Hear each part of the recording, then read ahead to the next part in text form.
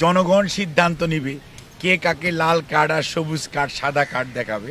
এইটি ওই কে বলল তার কথায় বাংলাদেশ জাতীয়তাবাদী দলের আদৌ সমালোচনা করার কোনো আলোচনা করার প্রয়োজন আমরা অনুভব করি না। আর যারা বলে পুনর্বাসন করে, ঝালকাঠির ঘটনা পত্রিকায় দেখলাম, কিছুক্ষণ আগে পড়ে এসেছি, ওখানে লেখা আছে কারা পুনর্বাসন করে আর কারা করে না। কথা যদি বলতে হয়, গতকালকে বাংলাদেশ জাতীয়তাবাদী দলের পক্ষ থেকে স্থায়ী কমিটির সকল সদস্যের উপস্থিতিতে মাননীয় মহাসচিব সুস্পষ্ট ভাষায় লিখিতভাবে বলেছেন, ঘটনা দুর্ঘটনা হোক, অন্যায় অন্যায়, কোনো অন্যায়কে ছোট, কোনো অন্যায়কে বড় করে দেখার যে প্রবণতা, কোনো অন্যায়কে কোনো একটি কর্নার থেকে কোনো একটি দলের উপর চাপিয়ে দেওয়ার চেষ্টা করা, এটিকে রাজনীতিকরণ ঠিক না। অন্যায়কে মনে রাখতে হবে অলওয়েজ ব্যাড, এবং অন্যায়ের পক্ষে কোনো মানুষ, সচেতন মানুষ, রাজনৈতিক কর্মী থাকতে পারে এটা আমরা বিশ্বাস করি না।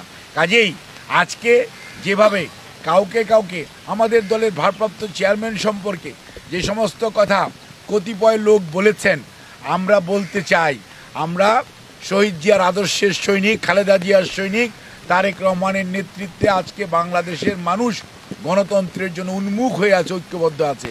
আমরা কোনো ষড়যন্ত্রে পা দিতে চাই না, কোনো প্রতি উত্তর দিতে চাই না। আমরা শুধু বন্ধুদেরকে বলতে চাই, ধৈর্য ধরুন, স্পেডকে স্পেড বলুন, ক্লাবস বলার চেষ্টা করবেন না, অন্যায়কে সমর্থন করবেন না, নিজেরটা সমর্থন করবেন, অন্যেরটার সময় কথা বলবেন। অন্যায়কে বিএনপি কোনোদিন প্রশ্রয় দেয় না, সমর্থন দেয় না। বিএনপি অন্যায়কারীর বিচার চায়, দেশের প্রচলিত আইন অনুযায়ী।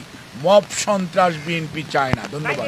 দেশে আইন শৃঙ্খলা রক্ষা আইন শৃঙ্খলার অবনতি ঘটানো যায়, তাহলে নিশ্চয়ই কোনো না কোনো কর্নারের লাভ হওয়ার সম্ভাবনা আছে। তবে আমরা খুবই আশাবাদী, ইনশাআল্লাহ প্রধান উপদেষ্টা সহ অন্তর্বর্তীকালীন সরকার, নির্বাচন কমিশন যেভাবে এগিয়ে যাচ্ছে, আমরা আশা রাখতে চাই ইনশাআল্লাহ ফেব্রুয়ারির মধ্যভাগের মধ্যে নির্বাচনের যে কমিটমেন্ট ওনারা করেছেন